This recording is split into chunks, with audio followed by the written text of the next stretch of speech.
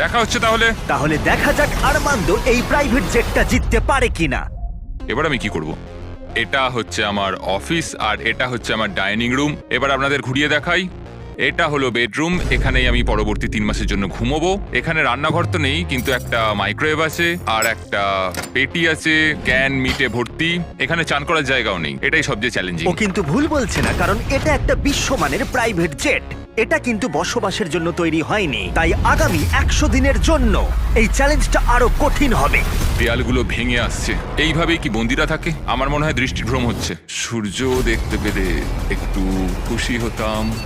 আমি আমার ফ্যামিলিকে মিস করছি। আমরা আকাশ থেকে নিচে নামছি, আমি আর থাকতে পারছি না। আজকে প্রথম রাত, আমার বিছানা এখানে নেই, তাই আমি এই চেয়ারটাকে ব্যবহার করব। Good night. এটা এখন থেকে আমার নিজের একটা প্রাইভেট জেট। আজকে দ্বিতীয় দিন। আপনাদের হয়তো মনে হচ্ছে আমি খুব আরামে আছি, কিন্তু সত্যি কথা বলতে আমার খুব একটা আরাম